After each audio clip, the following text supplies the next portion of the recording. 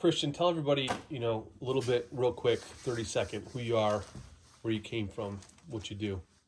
Yeah, so I live in upstate New York, and I have a joke. I have a 17-year-old startup, background in nonprofit and small business and even big business, but I'm really fascinated about how companies operate and how to make them better.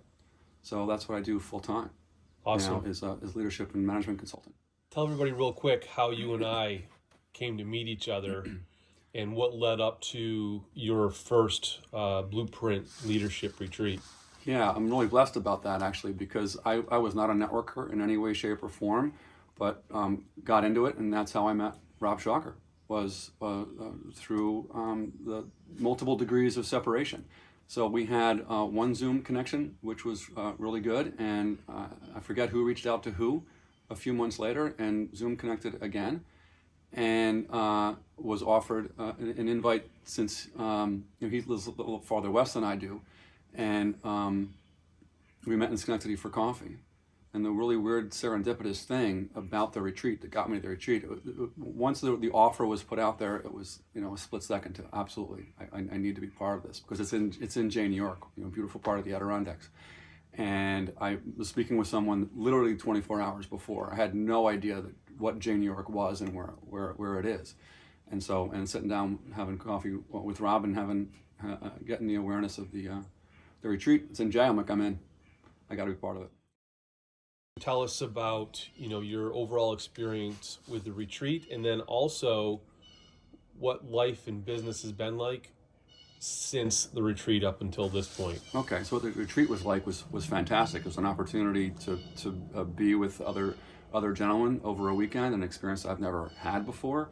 But it really allowed me and me to be retrospective with other people, get a sense of building a relationship with them, and ponder the important things that it's really easy to never think about, right? So the whole structure was very useful to sort of get to the base of what matters, and then build up from there in terms of what does it mean to what matters to you, and then what are you going to do about it? Because a day can go by, which can become a week, become a month, and become a year.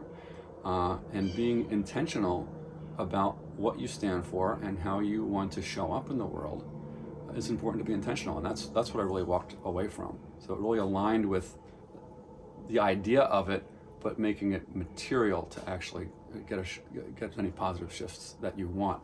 And from an after standpoint, the biggest thing that stands out to me is I'm a lifelong learner, and I love the idea of learning.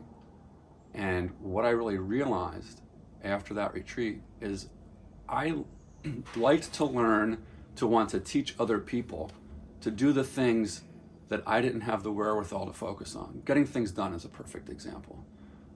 David Allen, I've become quite a fan of him, but I wasn't living what he was saying.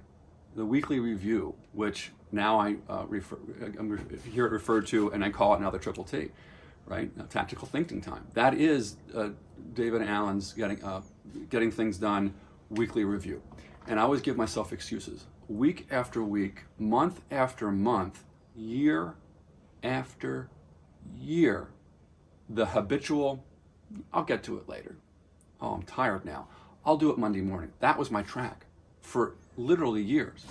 And coming out of the retreat, I didn't have an excuse anymore. I had that habit had to go away. It had to be replaced with, I just committed to the Delta team that I have to report every Sunday about what my week was and what my plan is. And so it created the structure just for that to melt and to really have a new platform and a new focus. Christian, let's talk about September strategy session.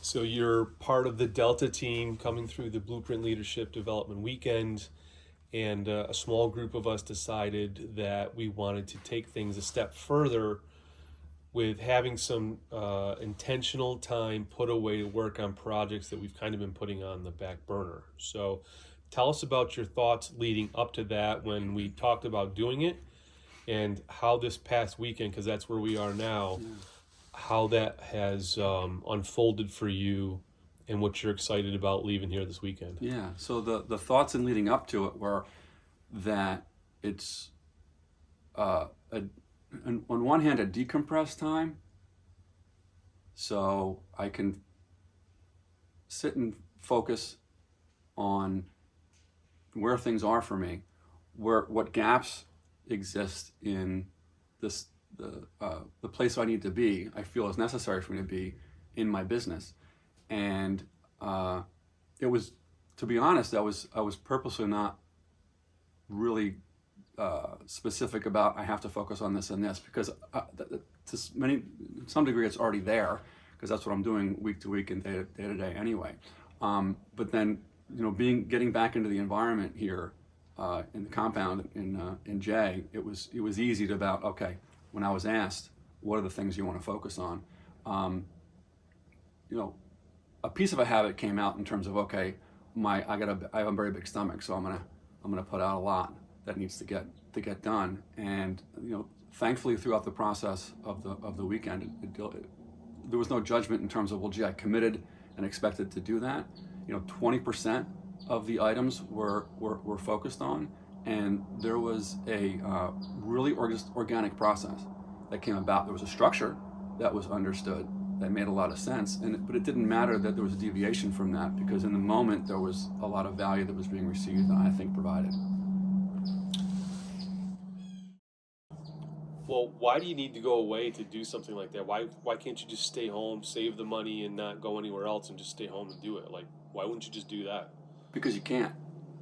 Bottom line, you can tell yourself that you can, but you're in an environment that you're so used to, and if you're anything like me, of a procrastinator, where when there'll be a period of time or multiple periods of time where it's like, yeah, I'll just take these 5 minutes. This is something I want to go. I'll go do, and you're going to have that break in continuity in terms of the level of focus and the dive you can do on what you want to focus on. And we had 17-hour days.